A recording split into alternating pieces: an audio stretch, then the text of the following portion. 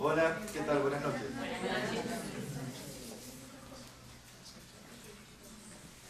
Bueno, gracias a todos por venir. Vamos a abordar un tema hoy en continuidad con toda la serie que venimos desarrollando de filosofía de las religiones universales. Hablamos en principio de budismo zen, después sufismo, hoy nos toca cábala y hasidismo, y bueno, si todo va bien seguiremos con filosofía vedanta advaita, que es hinduismo, con taoísmo y por último con misticismo cristiano. Siempre muestro esta primera diapositiva para explicar por qué yo, un médico, vengo a hablar de esto. En realidad no me interesa a mí hablar de religión, a mí lo que me interesa hablar es de salud. Y siempre muestro esta pirámide del ser diciendo que el ser humano es complejo, que no solamente tiene materia y cuerpo, sino que tiene todos esos niveles. Y hablamos de curación cuando resolvemos un problema a nivel de la materia, del cuerpo, ya sea con un fármaco, con una cirugía, que es la medicina alopática, la que practicamos los médicos aquí en Juárez. Pero si vamos a hablar de un proceso más profundo, que aborda todos los niveles del ser, en vez de hablar de curación, hablamos de sanación. Y allá arriba puse salvación versus sanación. Porque las religiones hablan de salvación. Y yo vengo a hablar de religión, pero no hablo de salvación, sino que hablo de sanación. Cuando uno habla de salvación, lo que está hablando previo a ello es de condenación. Porque si no, ¿de qué nos salvamos? Lo tácito, cuando uno habla de salvación, es que el ser humano está condenado. Y en general las religiones afirman esto. De una o de otra manera hay una especie de condena sobre el ser humano por todo lo pecador que es o por lo que fuera. Y entonces el ser humano necesita que alguien venga a salvarlo. Y en realidad yo no lo veo así. Yo en realidad veo que el ser humano está enfermo. Que hay problemas, los hay. Que hay violencia, que hay homicidios, que hay, no sé, violaciones, hay de todo. O sea, no puedo negar que hay un problema. Pero en vez de llamarlo a esto en el contexto del pecado y de la condenación, me gusta a mí hablar de un problema de enfermedad y que tendría más bien que necesidad de una salvación, necesidad de una sanación. Cuando hablamos de cábala y hasidismo, estamos hablando del misticismo del judaísmo. El judaísmo, obviamente, es la religión que tiene que ver con el pueblo judío. Cuando hablamos del pueblo judío, estamos hablando básicamente de Abraham. Hay tres grandes religiones que se llaman las religiones del libro, que son el judaísmo, el islamismo y el cristianismo. Las tres tienen un libro, la Biblia o el Antiguo Testamento más el Nuevo para los cristianos, o el Corán, y las tres de alguna manera están conectadas con Abraham. Abraham, según la Biblia, fue el primer patriarca postdiluviano, fue un patriarca a quien, según el relato bíblico, Dios lo llamó estando en Ur de los Caldeos, prometiéndole una tierra.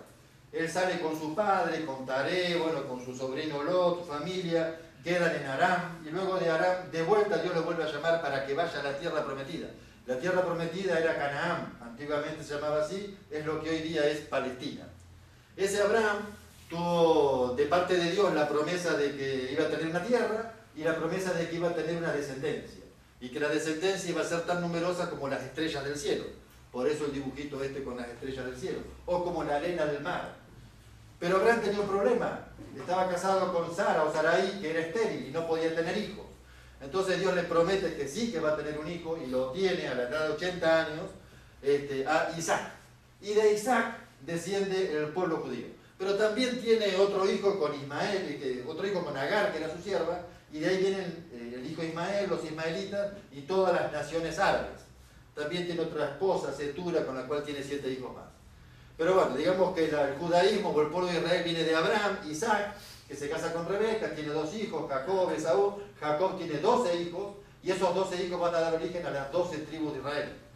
En algún momento Jacob y sus hijos quedan varados en Egipto por una gran hambruna que había en la tierra, y pasados muchos años el pueblo se había multiplicado, el faraón considera que era un riesgo para la nación y los esclaviza. Posterior a eso entonces viene el éxodo de Moisés, que los extrae de la tierra de Egipto y van finalmente hacia la tierra prometida. En la tierra prometida entran a través de Josué, hay un periodo de 300 años más o menos de jueces, y luego viene la monarquía con los primeros reyes, Saúl, David, Salomón. Y luego de Salomón se divide el reino, 2 tribus por un lado, Judá y Benjamín, y 10 tribus por la otra. El hijo de Salomón, que era Roboam, queda con Judá, y un general de su ejército, Jeroboam, queda con las otras 10 tribus. Más o menos en el año 870 a.C., ese reino de Israel, el de las 10 tribus, es invadido por Asiria y medio que desaparece. Aparece nuevamente en el Nuevo Testamento a través de ¿se acuerdan de Samaria, el buen samaritano, en un relato de Jesús, que aparentemente son descendientes de estas 10 tribus? Pero bueno, se mezclan con otras naciones y pierden, digamos, la pureza de la sangre. En cambio, lo que se llamó luego Judá, o los judíos propiamente dichos, que eran 2 tribus, Benjamín y Judá, persisten en su tierra como 200 años más, hasta el año 578, creo, más o menos, antes de Cristo, donde Nabucodonosor, Babilonia, el reino caldeo, los lleva prisioneros y aparece la primera diáspora, que es la primera emigración del pueblo que se va de su tierra. Y ahí nacen los profetas mayores y menores, que siempre llaman al pueblo de Israel a que se acuerden y se arrepientan y que dejen a los dioses, y que constituyen el Antiguo Testamento. Así pasan luego regresa ese pueblo de Israel parcialmente, con Nehemías, con Esdras, reconstruyen el templo de Salomón, que lo había destruido Nabucodonosor, y aparece ahí, ya llegamos a la era cristiana, nace Jesús en el -4 a.C., y ya estaba Palestina bajo el imperio romano y la dinastía de los Herodes. Y más o menos en el año 66 aparece la primera guerra judía, 113 creo, la segunda guerra judeo-romana, digamos, y la última, la tercera, fue la rebelión del 136, donde se produce la diáspora definitiva. Finalmente, en la primera guerra judía, Tito destruye el segundo templo, lo único que ha quedado es lo que hoy se llama el Muro de los Lamentos, que era una pared de ese templo. Pero ya en el 136 no queda judío en la tierra de Palestina, y en esta diáspora los judíos se quedan sin tierra, sin nación, sin rey, lo único que tienen es la palabra. Y de acá viene todo lo que va a ser la cábala, por el aprecio y el apego a la palabra. Básicamente las escrituras dentro del judaísmo son la Torá, que es el Pentateuco, los primeros 5 libros de la Biblia, Génesis, Éxodo, Levítico, Número y Deuteronomio, el Tanaj, que es el resto del Antiguo Testamento, los libros históricos como 1 y 2 Samuel, Reyes, los libros poéticos como los Salmos o los Proverbios, y los libros proféticos. Luego aparece el Talmud, que son comentarios sobre la ley, básicamente sobre la Torá, y se divide en 2 el Talmud, que es el Mishnah y el Gemara. Uno es de esa ley judía, que son los 10 mandamientos, más un montón de leyes más que aparecen en el Pentateuco. Luego van sentando jurisprudencia, digamos así, todos los rabinos, y van creando una cosa muy compleja de leyes, que constituye la Mishnah, que está dentro del Talmud. Y la Gemara son relatos anecdóticos y cuentos y análisis sobre la Mishnah fundamentalmente. Bueno, el misticismo judío básicamente tiene 2 modalidades. Una intelectual y especulativa, que es la cábala. En ese misticismo la gente, estos judíos, estos rabinos, están buscando en la palabra algo escondido, oculto, más allá. Por eso es el Dios trascendente. Lo de acá no, lo que está más atrás, más profundo, más alto. Y luego hay otra vertiente, otra corriente mística en el judaísmo, que yo la llamé ahí devocional y práctica, que es el hasidismo. Que ahí se refieren al Dios inmanente, no el Dios de más allá, el de más acá, el que está con nosotros, el que está dentro nuestro, el de todos los días. Entonces, estas 2 vertientes me parecieron interesante verlas y desarrollarlas un poco. Bueno, la cábala, ¿qué es la cábala? Podríamos decir que es una interpretación mística y alegórica del Antiguo Testamento propia de la tradición judía, aunque también hay cábala cristiana, que pretende revelar un saber oculto acerca de Dios y del mundo. Eso, saber oculto, esto de por qué está oculto, por qué se esconde detrás de la palabra. Lo voy a explicar después. También ven que escribo cábala de distintas maneras. Para algunos es cábala, para otros cábala con Q, con K, con C, con H, con doble B larga. En fin, pero siempre es lo mismo. Es una especie de doctrina secreta del conocimiento total, transmitida oralmente de un iniciado a otro y recogidas en textos escritos allá por el siglo XIII, pero basado sobre todo en las Sagradas Escrituras, el Zohar y el Sefer Yetzirah. La Cábala tiene, sí, el Antiguo Testamento, la Torá, el Tanaj y eso, pero tiene dos libros más, que son el Sefer Yetzirah y el Zohar, como pilares, digo, de la Cábala. Hay muchos más, por supuesto, hay cientos de libros, pero digamos que los pilares son estos. Ahí dice que nace en el siglo XIII, para muchos la Cábala nace desde Adán, como que Dios le dio un saber oculto a Adán, que nunca lo escribieron, pero que lo transmitieron boca a boca, que lo recibió Abraham, Noé, después Abraham y después Moisés, y bueno, y hasta hoy llegó. Pero básicamente en el siglo XIII es cuando empiezan a aparecer los primeros escritos. Y este punto de transmitido oralmente era muy importante, porque era una cosa que hasta hace 50 o 100 años no se le daba tanto valor a lo escrito, era lo importante del maestro-discípulo, porque tenía que ser así, transmisión oral. Pero también la Cábala se refiere a una conjetura, superstición, sortilegio, trama secreta, conspiración, ocultismo, adivinación, cálculo esotérico, juego del azar, y se la relaciona con todo lo esotérico, los signos del zodíaco, el tarot, los ovnis, civilizaciones ocultas, extraterrestres, etcétera, etcétera. Como todo, del islamismo que nació el sufismo, una cosa tan maravillosa, también sale el terrorismo islámico. Del cristianismo que es tan hermoso y maravilloso, también salió la Inquisición. Y de la Cábala también sale esto, y muchas cosas más. Pero yo no me refiero a esto, me refiero en otro sentido a la Cábala. Haciendo un poco de historia, tendríamos que decir que el segundo que aparece en la lista, Rabí Moisés de León o Moshe de León, allá en León, en España, o en la zona de Guadalajara, en el siglo XIII, allá por el 1200 y pico de nuestra era, él dice haber encontrado unos manuscritos que son el Zohar. Y a partir de esos manuscritos se empieza a desarrollar todas estas interpretaciones simbólicas, secretas, de las Sagradas Escrituras y de lo que he dicho. Él dice que esos manuscritos habían sido escritos por, era el Zohar, ese libro, el Zohar, con Z y con H en el medio. Había sido escrito por un rabino allá en el siglo II después de Cristo, el Rabí Shimon Bar Yochai. Ese rabino había sido uno de los que había participado probablemente en las guerras de rebelión contra Roma, era perseguido, se había ocultado en una cueva y durante 3 años estuvo en la cueva con su hijo y escribió este libro del Zohar, que no es un libro, son más de 50 libros, que son un poco la base sobre la cual se desarrolla la Cábala. Según algunos dice que fue el profeta Elías que se le aparece y le dicta. Lo cierto es que nadie encontró ni vio nunca esos libros, por eso la mayoría cree que ese Zohar, ese libro, no fue escrito por este Bar Yochai, sino que el mismo Moisés de León lo escribió, allá por el siglo XIII.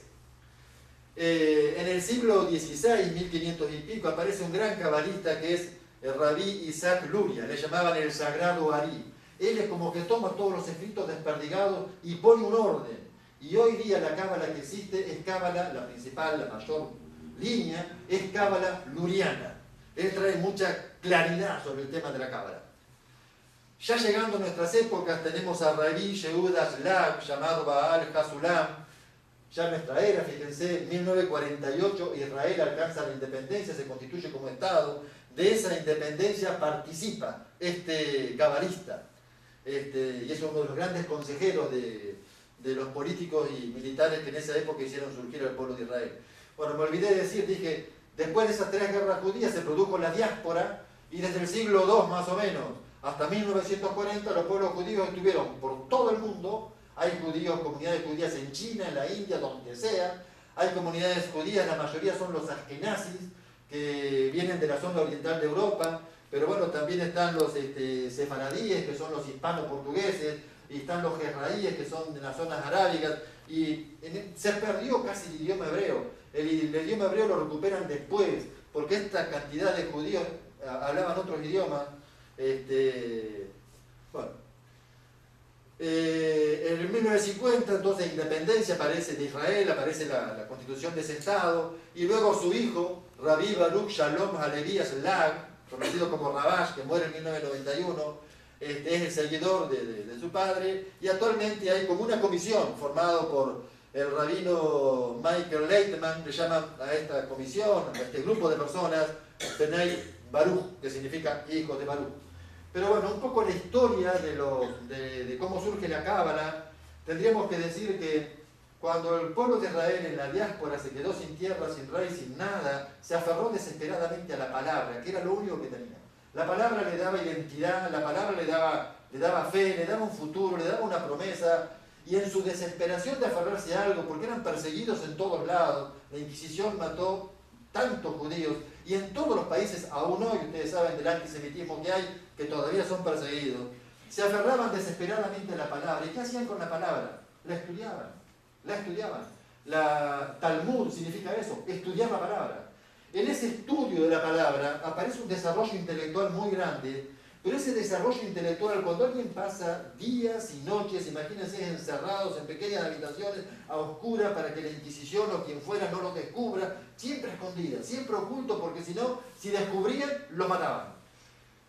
Ese estudio se transforma en algún momento en contemplación. Y lo que es conocimiento intelectual se transforma en visión espiritual. Cuando surge la visión espiritual, surge una nueva dimensión. Esa nueva dimensión que va más allá del intelecto es lo que pretende desarrollar la Cábala. Entonces, a partir del segundo siglo surge todo este apego a la palabra, todo este estudio, y ellos estudian el hebreo. Bueno, ahí en esa época buscaban el original, el hebreo antiguo, que prácticamente no se habla más, y el hebreo tiene algunas particularidades. Por ejemplo, el hebreo tiene 22 letras, son todas consonantes, el antiguo, no tiene vocales. ¿Por qué no tiene vocales? Porque esa palabra está muerta a menos que alguien la lea. El que la lee le pone la vocal que él quiere. Cuando le pone la vocal, adquiere significado. Es decir, que el lector es el que la vivifica, el que le da significado. Y hay 22 consonantes, hay 6 consonantes dobles. Y en ese estudio de la palabra hay una serie de métodos, a ver si lo tengo acá. Acá está. De procedimientos para estudiar la palabra. Por ejemplo, la gematría. Vieron que en el latín las letras tienen también un valor numérico. La X es el 10, la Y es el 1, la B corta el 5, la L el 50 y así. En el idioma hebreo también las letras tienen un valor numérico. Son 22 letras, van del 1 al 9, pero luego viene el 10, el 100, el 1000. En fin, de modo que cada letra tiene un valor numérico. Si uno toma una palabra, ellos hacen así. Si toman una palabra, suman el valor numérico de las letras y le dan, por ejemplo, 50. Cualquier otra palabra, no importa qué signifique, si su valor numérico da 50, en el texto se puede intercambiar. Y entonces obtienen un nuevo significado y distintas enseñanzas. Eso es la gematría. La temura es el orden de las letras. Hay distintos procedimientos, hacen unos anagramas, pero ponen la letra de la 1 a la 11, de la A hasta la K, y de la abajo de la L hasta la última. Y la superponen. Pueden intercambiar la de arriba con la de abajo. Y les dan distintas palabras y distintos significados. O el notaricón. Toman una palabra y de cada letra de la palabra van a formar una oración. Cada letra de esa palabra va a ser la inicial de otra palabra. Y así crean otra oración. O por ejemplo agarran en el Génesis y miran de los nombres de Dios, de Jehová, Elohim. Entre el primer Elohim mencionado y el segundo Elohim, ¿cuántas palabras hay? Hay 13. Y ahora buscan otra asociación. Y así, es una cosa enloquecedora si se quiere, pero bueno, así es como estudian la palabra. La cábala tiene básicamente dos aspectos. La cábala especulativa, que pretende conocer las leyes que mueven el universo, la esencia, origen y destino del hombre, y la cábala práctica, que procura encontrar el camino de retorno a Dios, la escalera que le permite el ascenso hacia Él.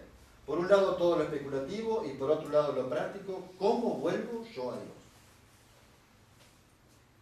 Bien, la palabra cábala es un término que se traduce como tradición recibida. Tradición viene del latín tradere, transmitir, comunicar boca a boca.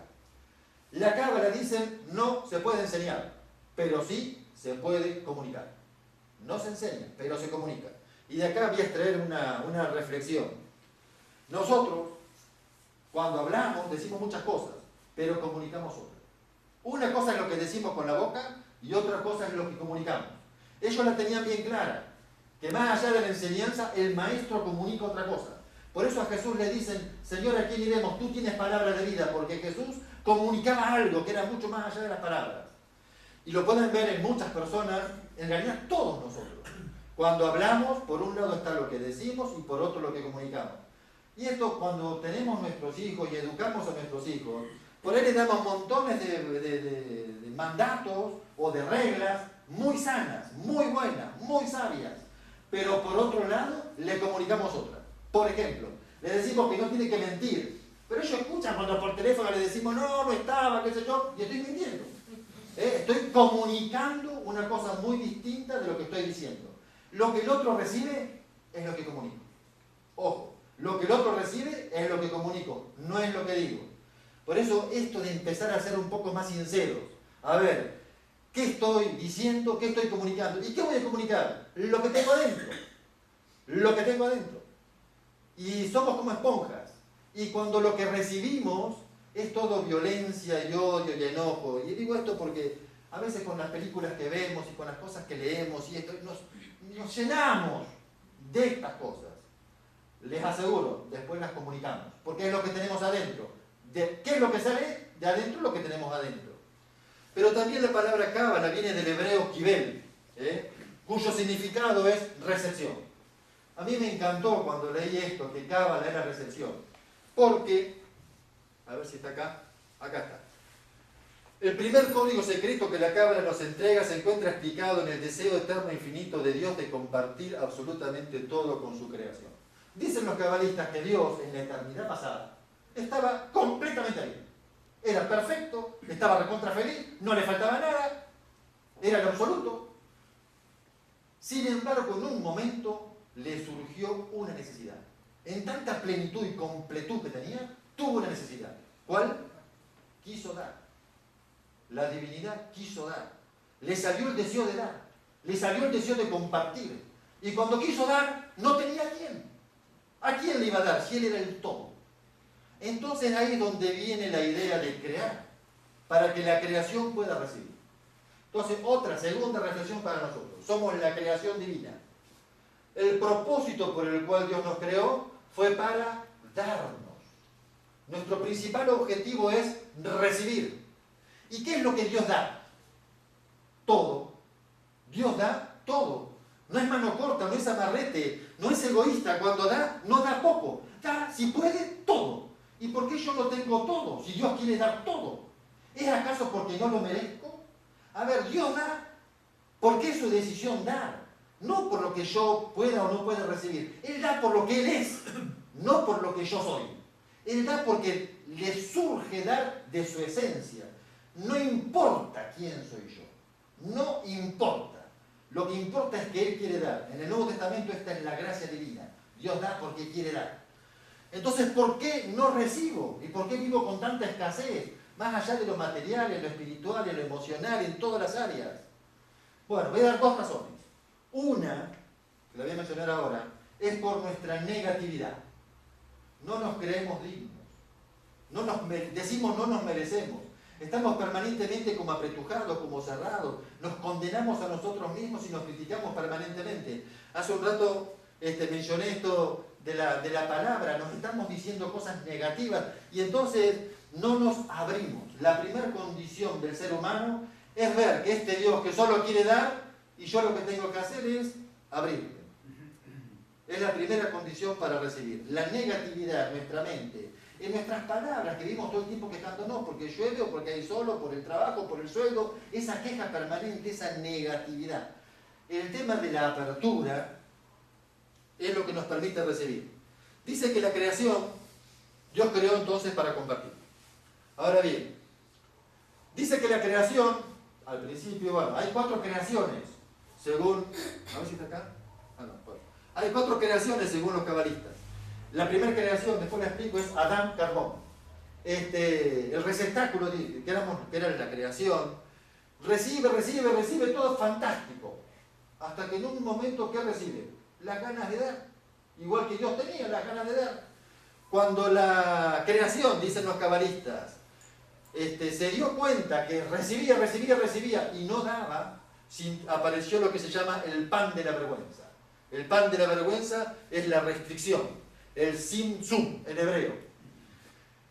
Entonces, de esa vergüenza que la creación tiene de recibir y acumular y no poder dar, surge la corrección, el tikkun. Que entonces la creación se da cuenta, para no sentir o no vivir el pan de la vergüenza, su salida era dar. Como Dios había dado, la creación tenía que dar. El recibir para compartir, no el recibir para acumular. El que recibe para acumular el avaro, generalmente, siempre, no es feliz. No puede ser feliz. Pero el que recibe y da, se le dibuja la sonrisa en el rostro. ¿Y qué tenemos que hacer para recibir más? Dar más. En la medida que más damos, más recibimos. Porque este es el secreto. Dar para recibir. Pero cuando dejo de dar, como que se me corta el chorro de recibir. Dije que había dos condiciones para recibir la gracia divina, o el deseo de Dios de dar. Acabar con la negatividad, la apertura, y la segunda es el dar. Y acá podemos dar mucho, porque cuando uno da, uno abre una puerta en su interior. Si yo doy amor, voy a recibir amor. Pero si doy odio, les aseguro, recibo odio. Porque abro una puerta. Esa puerta es la del amor-odio. Cuando la abro para amar, recibo el amor. Pero si abro la otra puerta, voy a recibir la otra. Si soy un mentiroso, seguramente me van a mentir. Si soy un estafador, voy a ser víctima de la estafa. Porque lo que yo doy es lo que voy a recibir. El árbol de la vida, bueno, en el huerto del Edén había dos árboles. El árbol del conocimiento del bien y del mal y el árbol de la vida. El árbol de la vida es uno de las ideas ejes de la Cábala. Como ustedes ven, son 10 esferas. Se llaman sefirot o séfiras. Son como vasijas. Y esas vasijas, hay cantidad de estudios esotéricos y simbólicos acerca de su significado. En la tríada superior, en los tres de arriba, está Keter, que es la corona, Chokmak, sabiduría, Binah, que es la inteligencia, y más abajo están estos otros, Yesed, Geburat y Faret, bueno, que son distintos nombres, distintos significados. En principio podrían ser los atributos de la divinidad, pero también para ellos el árbol de la vida es el plan de vida. Cuando uno lo estudia, lo analiza y va descubriendo cosas, descubre el plan para su propia vida. Básicamente tiene, como ustedes verán acá, dos pilares, izquierdo y derecho, masculino, femenino, un pilar en el centro. La esfera de más abajo, esta es el Malkut, se refiere al hombre. La esfera del medio acá, para la cábala cristiana, es Tifaret, es Cristo. En realidad ven como que por la izquierda y por la derecha, por el lado de la bondad de Dios y por el lado de la sabiduría de Dios, aparece la creación, y por el centro el hombre encuentra, a través de recuperar la conciencia, el retorno a Dios. Bueno, tienen como bien unidas están las esferas. Esas uniones son los senderos, los netivot. Esos son 11, son 10 sefirot, y luego están las 22 senderos, que es la inteligencia centellante, la inteligencia de la transparencia, la inteligencia triunfal, la inteligencia unificadora. Hay un montón de conceptos relacionados con esto para que el hombre descubra cuál es su camino. El libro que más habla del árbol de la vida es el Sefer Yetzirah, que es el libro de la formación, que es uno de los niveles de la creación. Dice el versículo 1, capítulo 1 del Sefer Yetzirah. Es un libro cortito, tiene la versión corta, 1300 palabras. Hay una versión larga que tiene el doble de palabras. Aparentemente tiene su origen allá también, por el siglo II después de Cristo. Dice así: y creó Dios su universo con 3 libros, Sefarim, con texto, con número y con comunicación. Y los términos en hebreo. Fíjense que dice con texto, con comunicación, con palabra.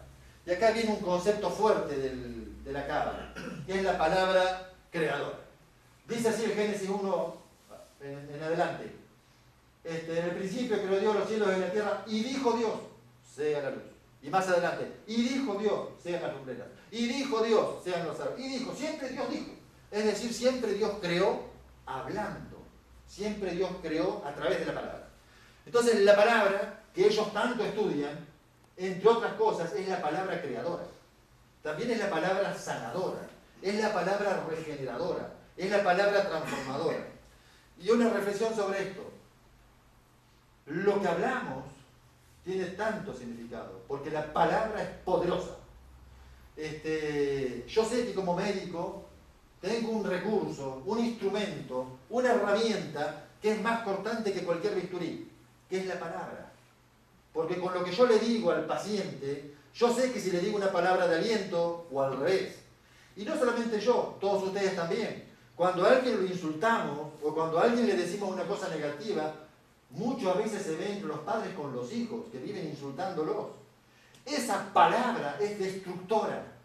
Mientras que al revés, la palabra de elogio, la palabra de dar ánimo, la palabra de exaltar al otro, lo transforma o lo reforma, simplemente por el poder que tiene la palabra. Entonces esa palabra es creadora. La palabra tiene como dos aspectos. Por un lado está el sonido cuando la pronuncio y por otro lado está el significado, lo que quiere decir. Cuando decimos el sonido o lo que pronuncio, para los judíos era muy importante pronunciar la palabra con el tono y el sonido exacto.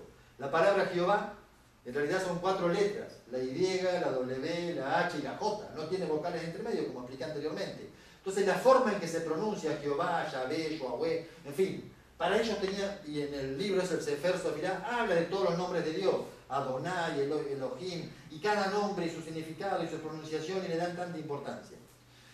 En el año 1950 más o menos, Hans Schenin, antropósofo y médico suizo, fomentó una nueva rama de la ciencia que se llama el fenómeno modal, que tiene que ver con la vibración del sonido. En principio él ponía como un plato de metal y una arena y unas virutas y un poco de aceite y la sometía a una bocina, una vibración, y se veía que se formaban unas figuras geométricas espectaculares. Y hay muchos experimentos sobre esto, se llama cimática, esta rama de la ciencia que tiene que ver con la vibración. La cimática muestra eso, según el sonido que uno pone, cómo la materia adquiere determinadas configuraciones. Y es increíble cómo, por ejemplo, se ha experimentado mucho con el agua, y al agua lo someten a distintas músicas, por ejemplo a la de Mozart o alguna otra, y la cristalizan, la congelan, y ven el cristal que se forma. Si la ponen ante la música de Mozart, los cristales son maravillosos. Si ven la foto, son preciosos. Y ante otra música, no se forma ninguna figura geométrica. Cómo el sonido de verdad afecta tanto a la materia. Nuestro mundo es un mundo material, son las partículas atómicas o subatómicas, es un mundo energético formado por energía, pero previo a ese mundo energético está todo el tema de la mente, el mundo de las ideas. A ver si lo tengo acá. Acá está. Hay 4 mundos para los cabalistas en la creación. Acá abajo tienen algunos de los dibujos que genera la cimática. El mundo de la emanación sería la primera creación de la divinidad para los cabalistas. El mundo de Atzilut sería la conciencia. Lo primero que Dios hace en la eternidad pasada, estaba tan feliz y completo, en algún momento se mira a sí mismo, se descubre a sí mismo, toma conciencia. Es el primer nivel de creación de la divinidad. El segundo nivel, mundo de la creación o mundo de la divinidad, es la mente. Cuando surge otro nivel, la mente, la idea. El tercer mundo, el mundo de la formación, de Yetzirah, la palabra, lo que dije recién, la energía. Y el cuarto mundo, el mundo de la acción, el mundo físico, el mundo de Asiá, que tiene que ver con la materia. Bien, en ese mundo de la mente, es como la mente construye y la mente crea. Y la mente siempre crea a través de la palabra. Bueno, hubo un gran movimiento, el movimiento después del formalismo ruso, vino todo el movimiento constructivista y se analizó mucho este tema de cómo construimos toda la realidad que nos rodea. Como que toda la realidad es construida. Y sí, para ellos es construida a través de la mente. La mente, a través de los pensamientos, pero los pensamientos, pensamos siempre con palabras. No podemos pensar si no tenemos palabras. En realidad son imágenes y palabras, pero el pensamiento discursivo es con la palabra. Es como que el pensamiento es el tren y las vías es la palabra. Pero bueno, la mente, con el pensamiento a través de la palabra, construye toda la realidad que nos rodea. Entonces, ya sea por medio del significado de las palabras o por medio del sonido de las palabras, es que se produce la creación. Sobre este punto, no es solamente la palabra pronunciada, es la palabra pensada. Y entonces yo hago esta reflexión. Ojo con el diálogo interior. Porque todo el tiempo tenemos un diálogo interior. Nuestra mente así que está hablando. Y si en nuestra mente nos decimos todo el tiempo, yo no sirvo para nada, yo soy un desastre, yo no valgo nada, yo esto, yo aquello, nos hacemos tanto daño, porque la palabra es creadora. La realidad que cada uno de nosotros vivimos, la hemos construido y creado cada uno de nosotros. No nos hemos dado cuenta, pero somos los creadores de nuestra realidad. Es como que Dios, cuando creó a la creación, también le compartió la capacidad de crear. De modo que el ser humano también tiene creatividad. Lo vemos claramente con la capacidad que tenemos de tener hijos. Nuestros hijos son parte de la creación, que Dios la hace, o nosotros la hacemos, o Dios a través nuestro.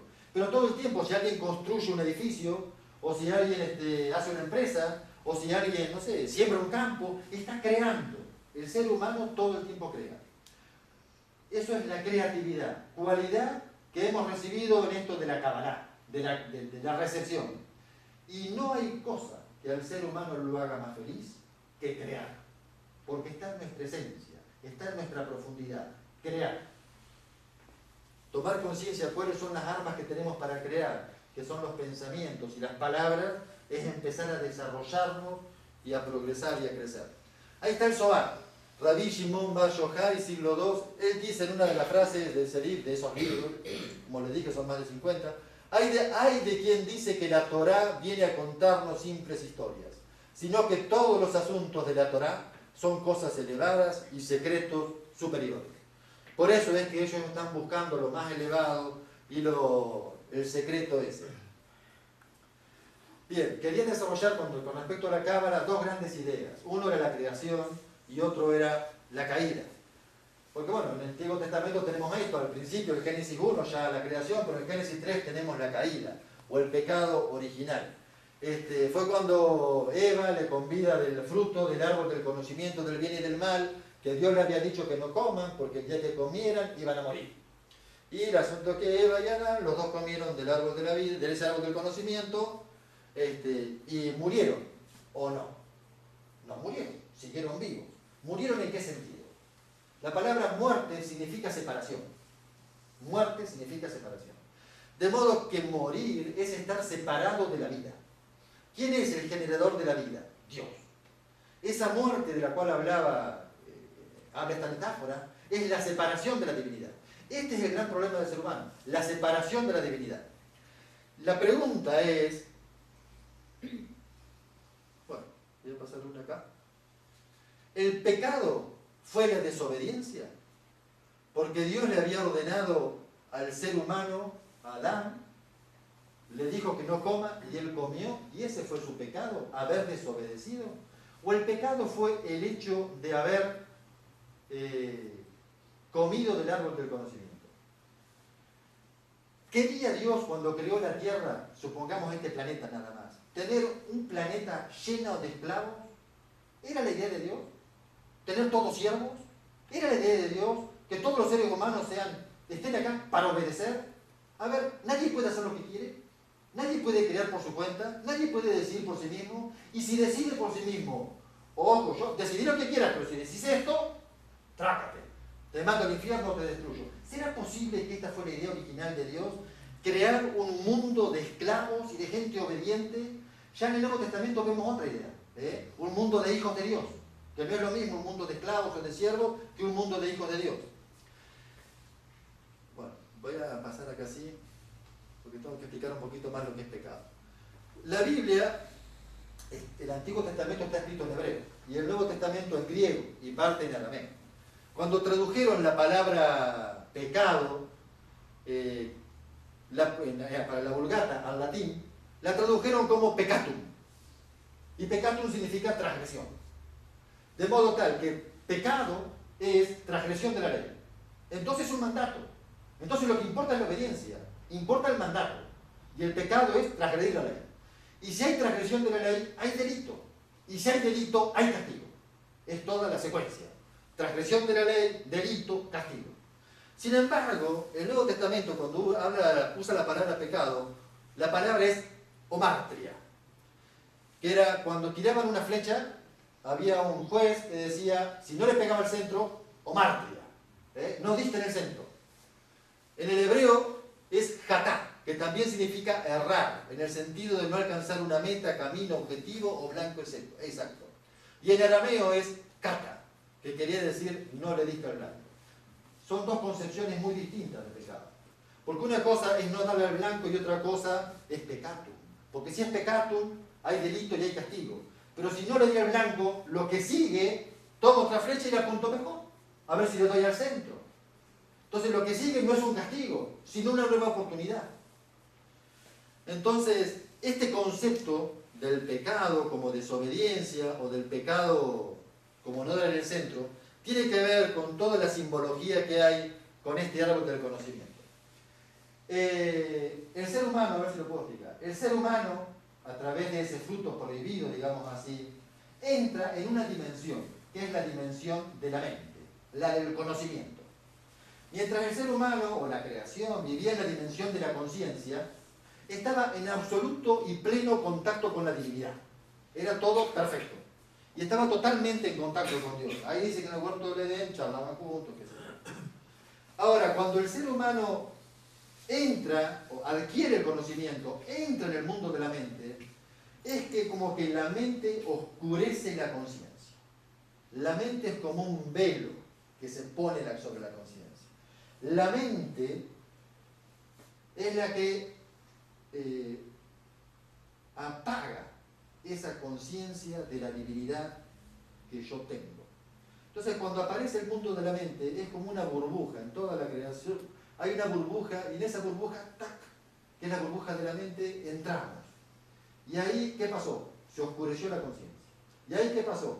Nos olvidamos de quiénes éramos, de nuestro origen, de nuestra esencia. De modo tal que para la Cábala, el pecado significó eso, haber entrado en el mundo de la mente y haber perdido el nivel de la conciencia. En ese mundo de la mente, y ustedes fíjense que vivimos enroscados con la mente, aparecen la ansiedad, el temor, el miedo y tantas otras cosas. Lo que necesitamos para retornar es recordar. Porque hay un olvido. Nos hemos olvidado de quiénes somos. Y hace falta un recordar. Llama la atención que en la mitología griega también está esto. En el Hades, que era la tierra de los muertos, existía el río del Eteo, que era el río del olvido. Quien pasaba ese río, quien tomaba ese agua, se olvidaba de todo. Aletheia era la memoria para recordar esto. En este mundo de la mente de que el ser humano entró, el ser humano a través de la mente, bueno, la creación a través de la mente, ha generado todo este mundo, como dije hace un rato, que es construido desde la mente y por la palabra y en el cual vivimos. Pero ese mundo es un mundo que representa la realidad, pero que no es la realidad. Yo digo la palabra árbol, representa al árbol, pero no es el árbol, es la palabra que lo representa. La mente ha representado la realidad y vivimos todos en ese mundo mental, no en contacto directo con la realidad, sino con lo que la mente ha fabricado. De hecho, yo puedo decir que esta silla, lo he dicho otras veces, es roja y de fierro y qué sé yo, bueno, pero en realidad son átomos que están vacíos, que tienen partículas subatómicas. Acá ni es de este color, ni es de esta dureza, ni de este peso, no es nada. En realidad, si lo miramos, si tuviéramos un microscopio recontra poderoso, veríamos que está todo vacío, porque cada átomo tiene una distancia de su última electrón de más o menos 300 metros. Así que imagínense cada núcleo. Todo lo demás está vacío. Entonces este mundo que hemos construido a través de imágenes y de la palabra y de la mente, y en el cual vivimos, ha oscurecido la conciencia. Recuperar la conciencia, recordar, pasar el río de Aletheia, del olvido, es de vuelta a encontrarnos con nuestra verdadera esencia, que es divina. Este mundo que hemos creado se le ha llamado de muchas maneras. En el budismo se le llama samsara, es el mundo de la ilusión. En el hinduismo se le llama, es como un juego, lila. Bueno, el Salmo dice, éramos como aquellos que sueñan. Pedro Calderón de la Barca decía, ¿qué es la vida? Un frenesí. ¿Qué es la vida? Una ilusión, una sombra, una ficción. Y el mayor bien es pequeño, que toda la vida es sueño y los sueños, sueños son. Por eso dicen que estamos como inmersos en un sueño y tenemos que despertar. el despertar del sueño, o el iluminar la conciencia, o el salirnos del reino de la mente y entrar en el reino divino que predicaba Jesús, son todas distintas formas de abordar lo mismo. Cómo salimos de este mundo de la mente tan complicado en el cual estamos enroscados y cómo entramos en nuestra verdadera esencia. Bueno, esto ya lo dije.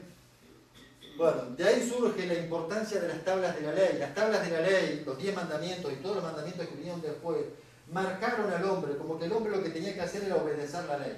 La pregunta es, ¿de verdad Dios quería esto, que fuera el centro, el eje, la obediencia, o fue lo que los mandatarios y autoridades y gobiernos utilizaron de las religiones para lograr que el ser humano tenga esta actitud, obedecer? Porque los gobiernos necesitan que el ser humano obedezca para poder tener control. Entonces, en esto de la religión utilizada por el poder, probablemente tenga mucha importancia esta interpretación y este enfoque de lo que es el pecado.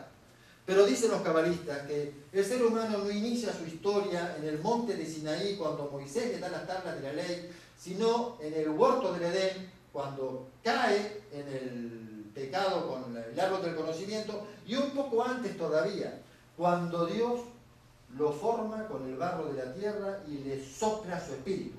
Le da el neuma, que es aire y que es espíritu, que es la divinidad.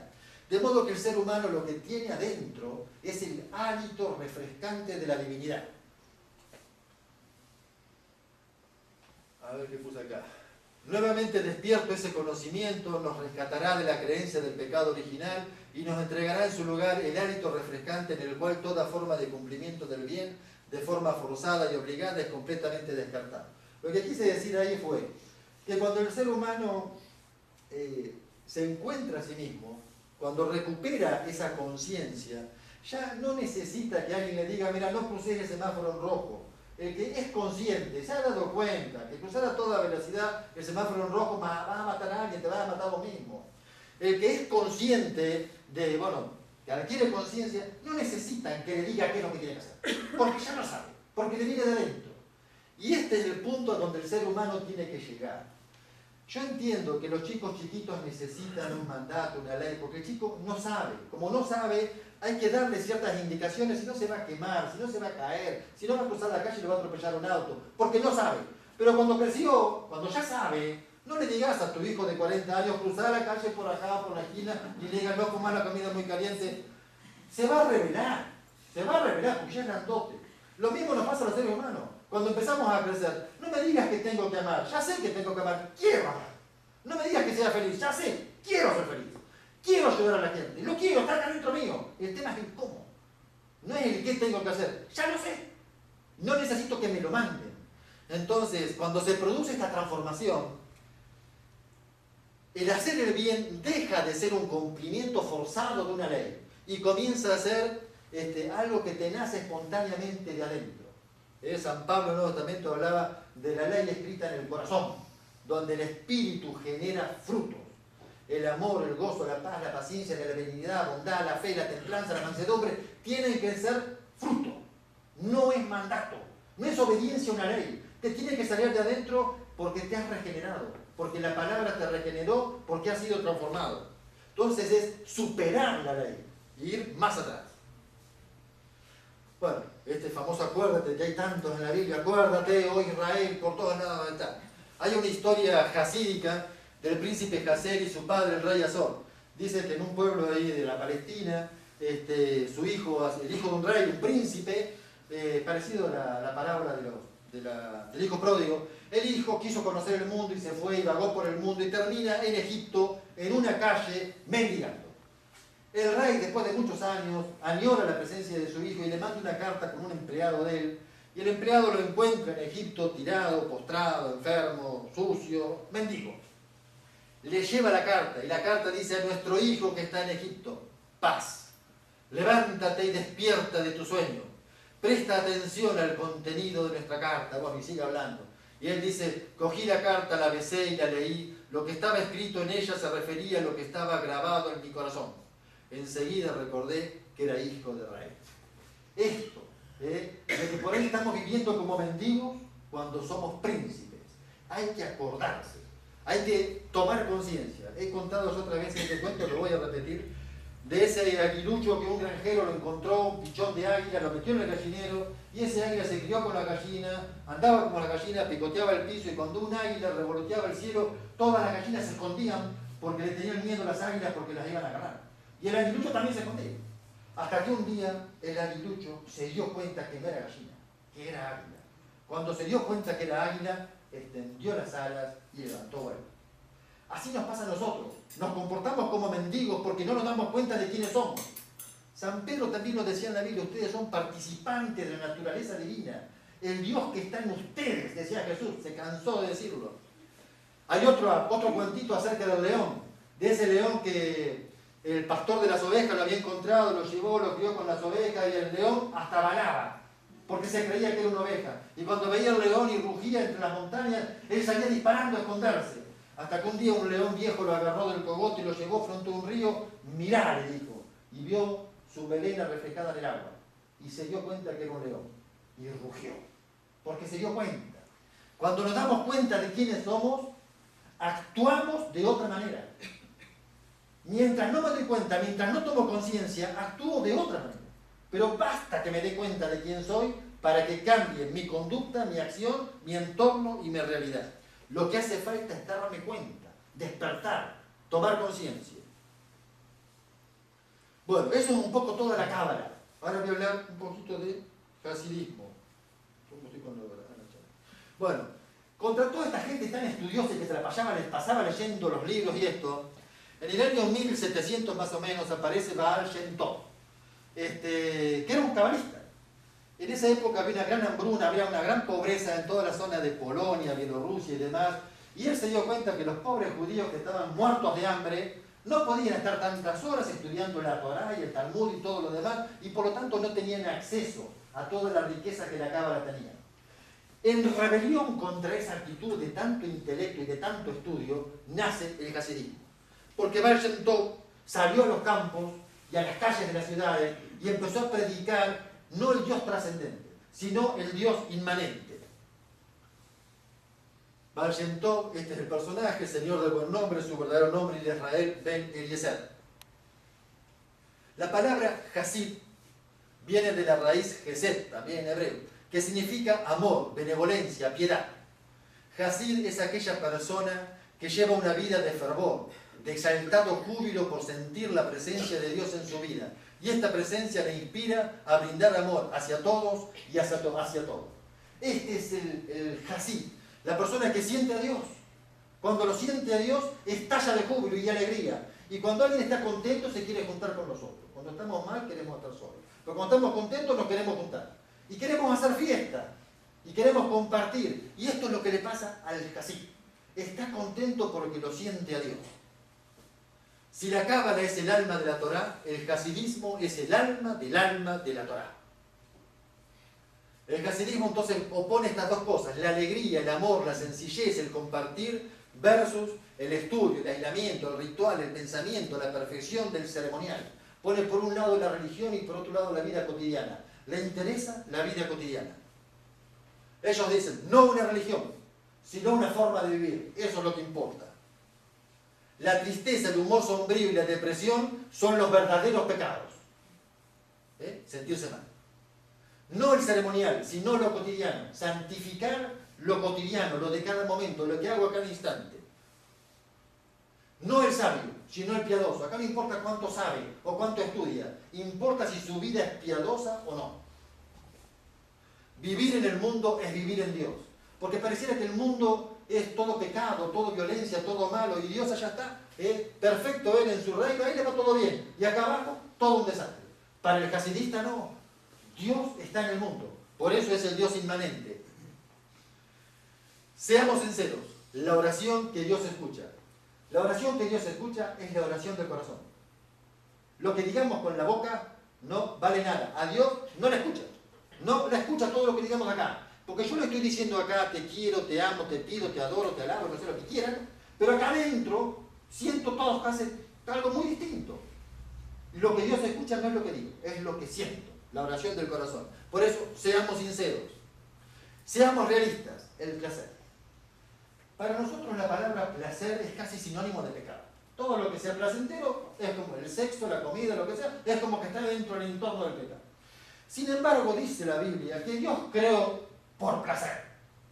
Dice el Nuevo Testamento, según su beneplácito, según su bien placer.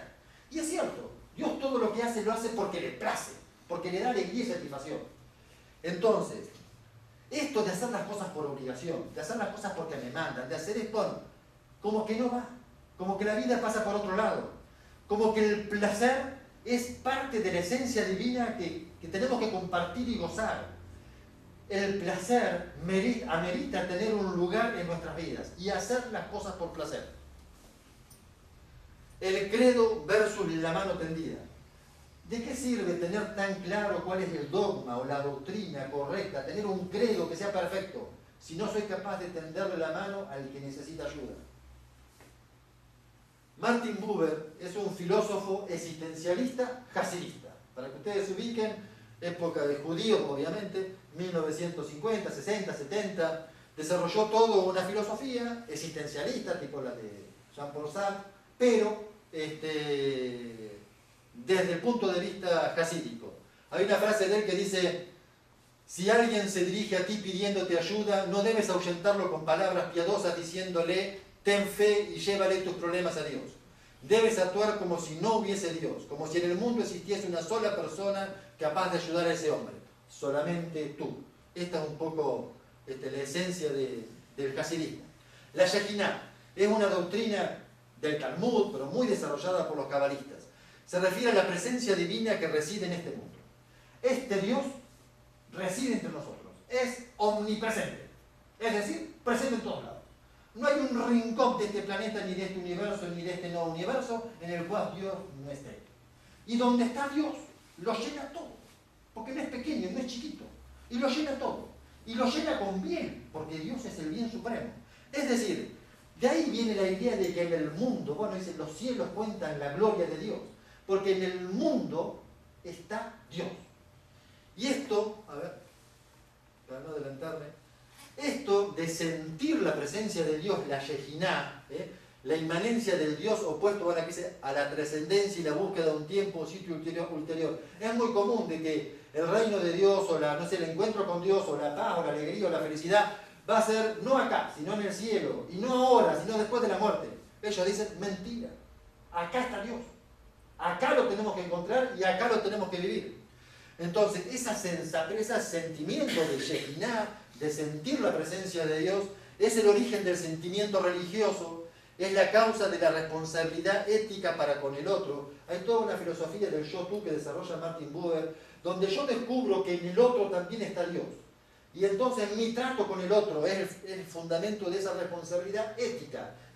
Por eso no lo puedo dañar, por eso no lo puedo lastimar, por eso no lo puedo engañar, por eso no lo puedo estafar. Porque el otro, todos los otros, somos todos manifestaciones y emanaciones de la divinidad. Santificación de lo cotidiano. Lo que hago a cada ratito, en la cocina si seco un plato, o en el trabajo cuando cambio un papel, lo que sea, o cuando atornillo un tornillo. Cada acto debe ser santificado, porque del mismo modo que en cada átomo de la materia encontramos ahí a la esencia divina, es como que en la vida cotidiana, en el acontecer diario, en esa realidad, como que cada acción mía, cada gesto mío, cada actitud mía es como un átomo de la divinidad. Es como un átomo, como una partícula de la divinidad. Entonces lo cotidiano empieza a ser santificado. Por eso no es en el templo o la religión, sino en casa, en la cocina, en el patio. Surge un pragmatismo hasídico que tiene que ver con lo que es. La única verdad es lo que es, dice Martin Buber. Es lo que es. Porque lo que fue ya pasó. Y lo que será, no sé lo que será. Pero lo que es verdad. No es lo que debería ser. No es lo que quisiera ser, lo que yo quisiera que sea. Vivimos con la mente llena de lo que debería ser, lo que yo quisiera que sea. Y estamos ahí enredados con la mente siempre en el futuro o en el pasado. Nunca en el presente. En el presente está la única verdad. Y en este presente, quien está es Dios. Dios no está en el futuro ilusorio o en el pasado que lamentamos. Está siempre en el presente, en lo que es. La mente falla a la hora de encontrar un sentido o una lógica a la vida. La vida no tiene un sentido que la mente deba descifrar. Las cosas no tienen un significado, es decir, que son una cosa pero significan otra. Las cosas son y nada más. ¿Qué quiere decir la palabra significado? Viene de significado, viene de signo. Que algo, por ejemplo, una palabra es signo de otra cosa.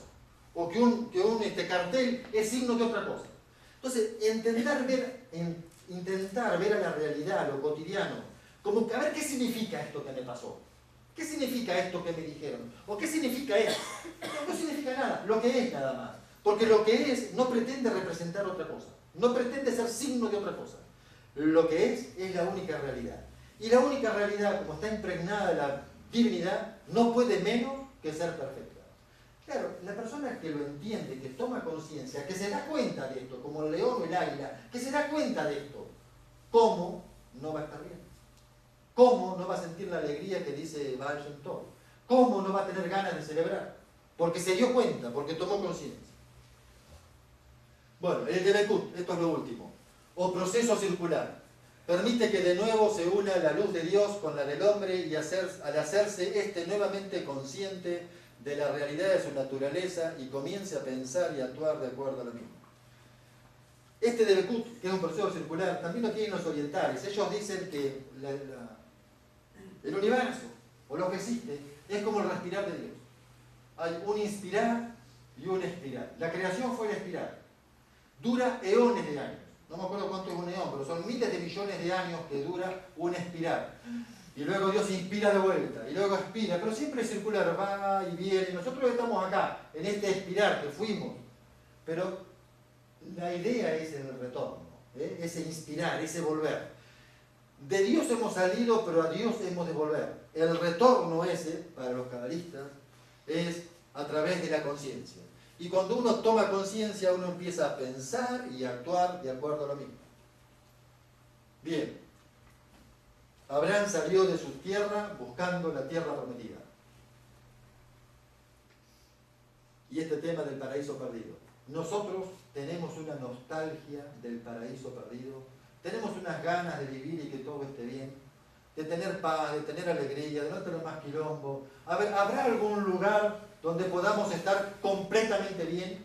Ese paraíso que alguna vez se perdió, el huerto del Edén, no es un lugar físico. No lo busquemos ahí en la Mesopotamia, en el Medio Oriente, entre el río Éufrates y Tigres. No está físico, pero es un estado, es un nivel de conciencia.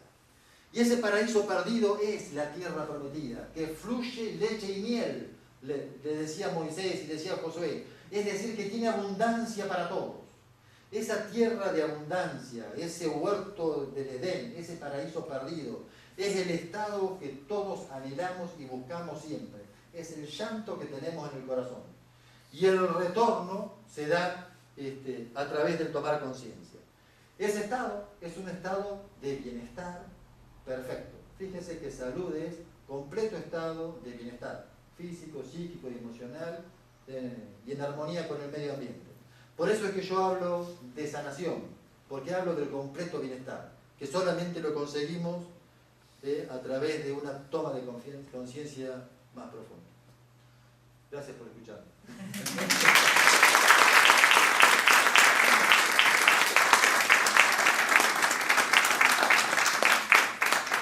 Bueno, ¿alguno quiere hacer alguna pregunta?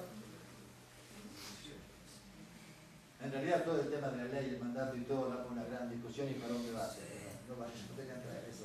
Para muchas cosas, estaríamos mucho tiempo discutiendo estas cosas. Gente, muchas gracias. Nos vemos.